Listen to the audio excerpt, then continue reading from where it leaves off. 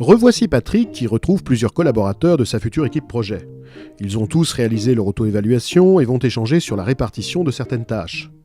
Cependant, Patrick va devoir tenir compte d'un coup de fil à peine reçu de la part de sa responsable financière. Mais que lui a-t-elle dit ? Je vous répète ce que j'ai dit à Patrick. Notre entreprise est une PME qui est en tête de liste, c'est une reconnaissance dont nous sommes très fiers et moi je dois faire attention avec les partenaires à bien rentrer dans nos coûts prévisionnels. J'ai vu plusieurs projets de ce type accumuler les surcoûts, particulièrement dans les domaines non scientifiques. Le principe, c'est de réaliser des work packages qui prévoient en lien avec les financeurs toutes les actions scientifiques avec des coûts précis. Le problème, c'est le reste. La comptabilité, le secrétariat, l'évaluation, le temps passé sur plein d'actions qui finissent par coûter très cher. En plus, une majorité des partenaires du projet veulent aller sur de bonnes pratiques comme la responsabilité sociale des entreprises. Moi, je trouve cela très bien, mais il me faut aussi le détail et surtout les coûts. Et je ne vais pas être très inquiète de quelques heures et compétences sollicitées en interne, mais j'ai pu constater que ça peut aller beaucoup plus loin que cela. Pour des PME comme nous, il est tout à fait indispensable de clarifier toutes ces actions pour aboutir à un projet qui ne soit pas déficitaire et qui aussi soit bien sûr le plus performant scientifiquement qu'en termes de bonnes pratiques comme l'environnement ou les conditions de travail qui sont des éléments que nous avons bien sûr aussi à cœur.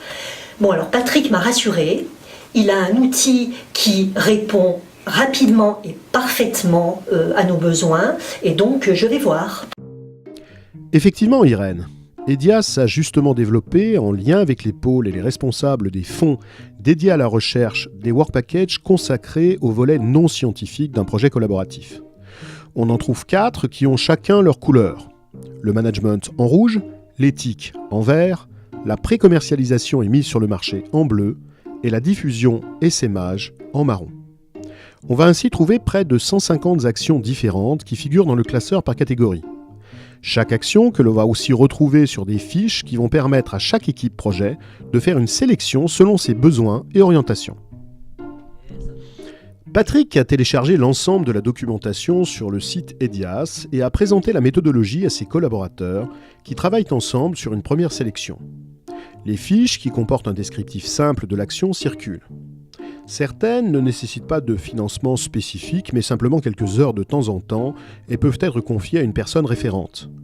D'autres, en revanche, vont nécessiter du temps de travail et des compétences particulières qu'il faudra mesurer et chiffrer.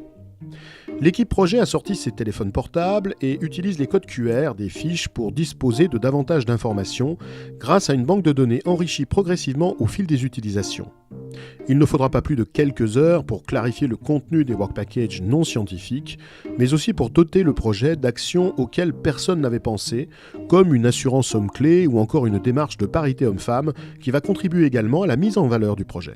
Je suis soulagé car nous avons mis environ 2 heures pour avancer concrètement avec ces work packages qui répondent vraiment à nos besoins.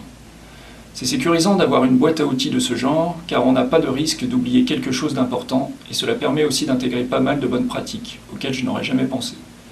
On a fait une première sélection, certains collègues vont demander des avis pour d'autres fiches. Il y avait des points qui ne nous concernaient pas car cela dépend des projets mais c'est complet et évolutif. Après le retour de mes collègues, je vais rencontrer EDIAS pour une assistance personnalisée car j'ai besoin d'informations pour certaines actions que nous avons sélectionnées, mais aussi d'avis concrets sur notre organisation interne à ce projet.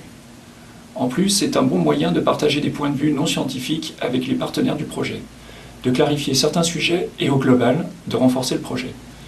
Je crois qu'un atelier Work Package de ce type permet vraiment de bien se comprendre et de contribuer à créer de la confiance au sein de l'équipe projet. C'est important. Avec cette rencontre, Patrick va bénéficier d'une expertise plus pointue et à la carte afin de totalement clarifier ses actions non scientifiques et disposer d'un tableau de bord susceptible d'être transmis aux partenaires et financeurs du projet. Au final, il aura réglé ce délicat problème des coûts cachés pour le non scientifique et aussi contribué par de bonnes pratiques environnementales et sociétales à enrichir son projet. Vous êtes intéressé par ces work packages non scientifiques ?